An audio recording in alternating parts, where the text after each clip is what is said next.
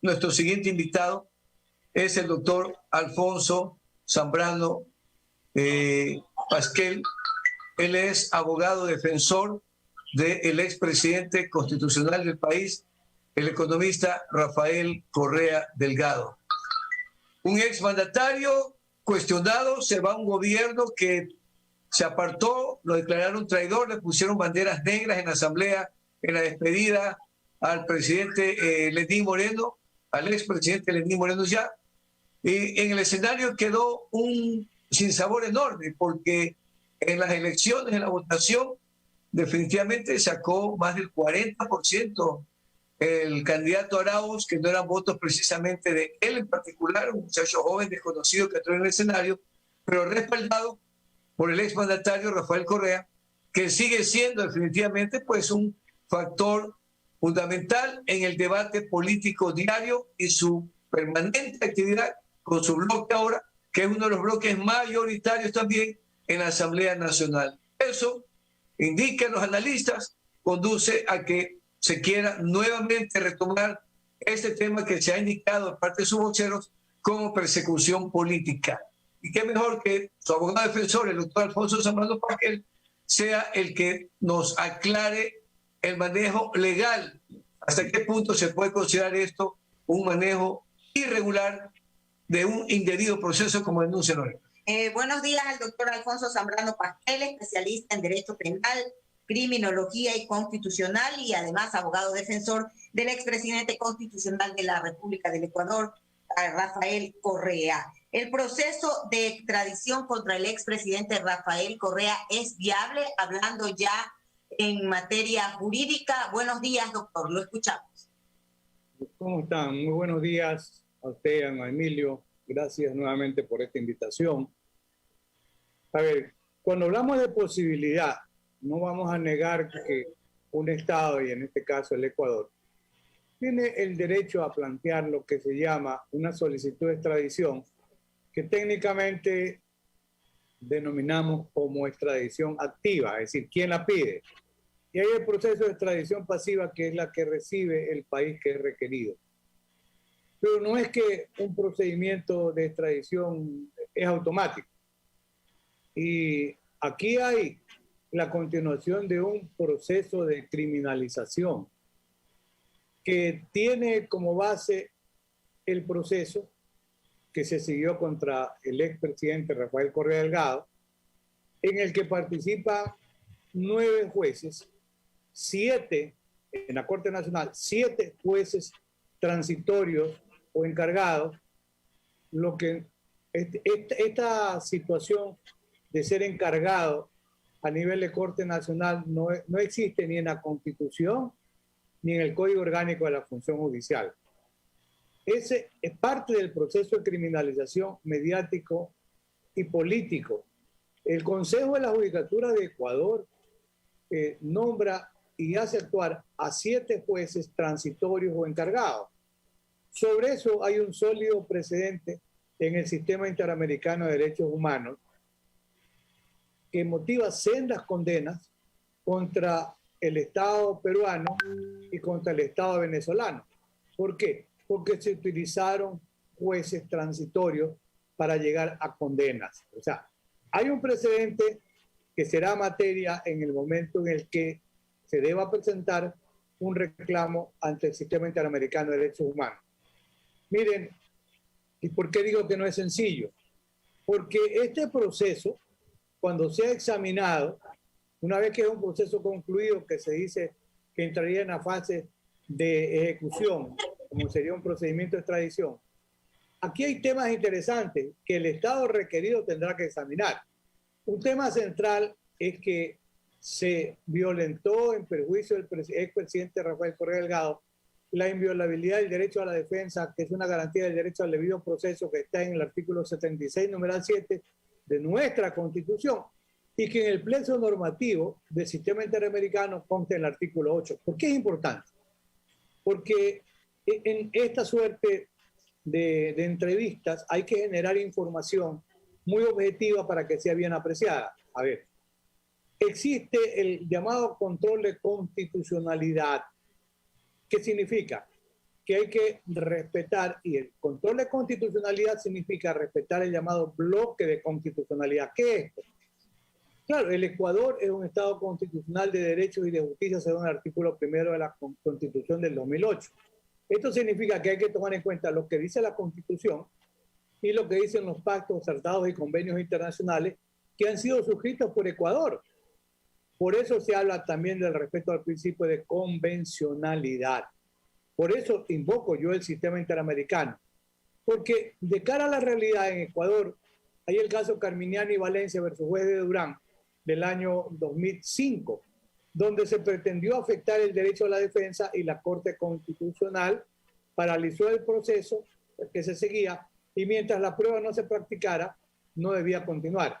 Hay el caso Ricardo Canese versus Paraguay del año 2004 del sistema interamericano, que es bueno que se conozca y se informe para poder apreciar con objetividad este proceso de extradición. En Ricardo Canese pasó lo mismo. No se respetó el derecho de defensa y la Corte Interamericana declaró la nulidad del proceso penal. Mire, nosotros presentamos en tiempo oportuno reclamos por el no cumplimiento del derecho a la defensa. La jueza Camacho, Daniela Camacho, aceptó la petición de prueba, que entre otros significaba que declaraba el ciudadano Concienciado Santos, a quien el Estado ecuatoriano lo ha premiado con impunidad, con el argumento de non bis in idem, cuando él no ha sido juzgado en Brasil por los sobornos 2013-2014, donde él dice que entregó 2.5 millones y 2.6. ¿Qué queríamos nosotros? Que él diga a quién le dio el dinero, si fue dinero en efectivo, transferencia bancaria, con el trole, con un submarino, etc. La jueza Daniela Camacho aceptó esa prueba. El tribunal del primer nivel aceptó la práctica de la prueba, pero cuando no la practica, nosotros comedidamente le reclamamos y le decimos, señores, ustedes han aceptado un medio de prueba, por favor, practíquenlo. Omitieron la práctica de la prueba. Se le hizo notar al Tribunal de Apelación que eso era causa de nulidad por violación del derecho a la defensa, pero le resbaló. No le dieron importancia. Se hizo notar en casación y pasó lo mismo. Por eso es que ha habido una situación de indefensión en el proceso y esto tendrá que ser materia de examen. Además de la forma como se manipuló la prueba y la fundamentación de la sentencia. Yo he recogido, continúo con esto nada más por un momento, don Emilio. Yo he recogido en este libro, Sobornos o Caso del Garantismo Penal, las reflexiones que aquí estoy mencionando debidamente documentadas bajo mi responsabilidad en más de 300 páginas. ¿Por qué? Porque esta es la verdad histórica y procesal que se pretende ahora consolidar con un procedimiento de extradición. Le cedo la palabra, don Emilio. Sí, muchas gracias, doctor. La introducción de usted es muy importante. Hemos escuchado atentamente porque en estos momentos con el nuevo gobierno, lo dijo en su discurso público oficial al asumir ya la presidencia de la República el presidente Lasso, que él no está para satisfacer el odio de pocos, sino el hambre de muchos, haciendo una parodia del tema relacionado y que en su gobierno no iba a existir persecución política ni iba a irrespetar la independencia de las otras funciones del Estado. Sin embargo, es obvio que en estos momentos hay muchos temas que gravitan alrededor del Poder Judicial. Doctor, y el Tribunal Penal, dice esta información del diario El Universo, está conformada por los jueces Walter Macías Fernández, Marco Rodríguez Ruiz y Mercedes Caicedo Aldaz, que desde el 19 de mayo pasado ya dictaron un mandamiento de ejecución de la sentencia ratificada en última instancia en diciembre del año pasado al negarse los recursos de casación. Así de claro lo dicen ellos. Esto, doctor, está basado en un debido proceso. Se han logrado establecer todos los procedimientos legales habidos para que no se sospeche que ha habido manipulación, o al negarse el recurso de casación, ¿cree usted que se han violentado más derechos del expresidente Rafael Correa? Porque en base a esto es que ya se está pidiendo la extradición y que la Interpol nuevamente se active para dar con el paradero no solo del expresidente Rafael Correa, sino también de Walter Solís. Ya dijeron ayer y que él pasaría de Estados Unidos a México para poder gozar de asilo. Y también, doctor, otra inquietud.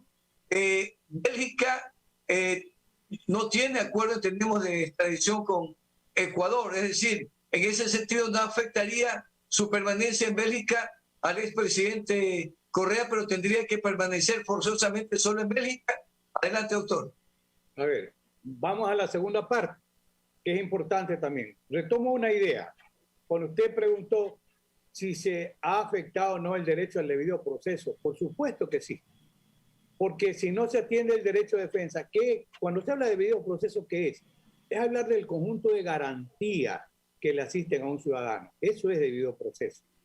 El Ecuador se proclama como un Estado constitucional de derecho y de justicia. Se habla mucho del garantismo penal, que es obra de un jurista de cultura ecuménica como don Luigi Ferrajoli, italiano, autor de Derecho y Razón, y otra obra monumental, Principia Juris. Pero como dice el mismo Ferrajoli, ¿qué es hablar de garantismo? Es hablar de los derechos humanos que le asisten a un ciudadano, ¿ya? Y dice, hay que tener cuidado porque constituciones como la nuestra, de 444 artículos, cuando no se respetan los derechos del ciudadano, ¿en qué se convierte? Se convierten en constituciones de papel, que es lo que ha sido la Constitución de Ecuador en el caso contra el expresidente Rafael Correa Delgado. Vamos a la segunda parte. Sí hay un tratado de extradición, don Emilio, pero es un tratado de extradición de más de 100 años que el Estado no lo ha actualizado, el Estado ecuatoriano con el Estado belga. Es de 1887. Ahí hay que examinar ya en el tema el llamado derecho a la doble incriminación.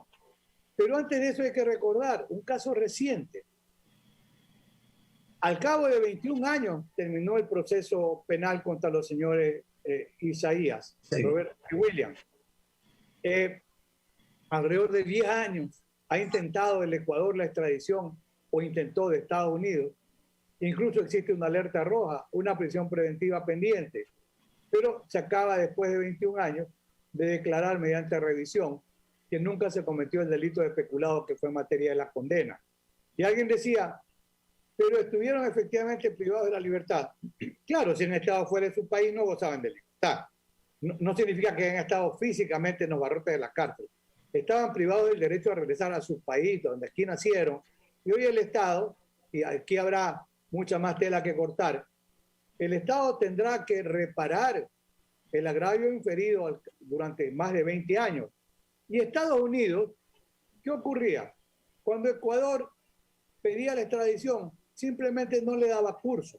O sea, esto que pone en evidencia que el Estado requerido, en este caso Bélgica, el Reino Unido Bélgica, es libre, soberano, de decidir si acepta o no una petición de extradición. Y aquí vamos entrando más al fondo. Ese tratado de más de 100 años, y me referí yo al derecho a la doble incriminación, por lo que incluso se han expresado, no ahora, antes, reconocidos constitucionalistas e internacionalistas, y yo coincido en esa parte con lo que afirman, ese tratado de extradición viejo y antiguo no tiene el delito de cohecho como una causa de incriminación. Eso sería suficiente para que un procedimiento de extradición se caiga. Por eso habla de doble incriminación. Tiene que estar previsto como delito en el país que requiere y en el país que es requerido. Ese tratado, y reconocido por internacionalistas ecuatorianos, que tiene más de 100 años, no tiene previsto como causa extraditable el delito de cohecho. Aparte de eso, hay que tomar en cuenta, como país libre y soberano, tendrá que examinar si en realidad hay o no causa para extraditarlo. Es decir, no basta la formalidad de una condena. ¿Qué pasa cuando se revisen temas importantes que están documentados y se aprecie que se vulneró el derecho al debido proceso? Estados Unidos le decía a Ecuador, con sentencia condenatoria, no hay causa probable. Fin de la historia. Doctor. El presidente Correa vive en Bélgica, su esposa tiene esa nacionalidad, sus hijos también. Incluso él tendría derecho a la doble nacionalidad, que no sé si la tenga o si funciona de pleno derecho. Pero esa sería la situación que tendría que ser examinado como tema de fondo. Estaba el tema de una reiterada petición a Interpol. Hay dos temas que pueden ser requeridos a Interpol. El tema de la alerta roja, que es una petición para que se lo ubique y se lo detenga, tema que ya ha sido negado ¿Por qué ha sido negado? Porque hay el convencimiento que en contra del expresidente Rafael Correa hay un proceso de persecución política y por eso Interpol ha negado. Pero Interpol puede dar la información. ¿Dónde está? Está en el Reino Unido de Bélgica.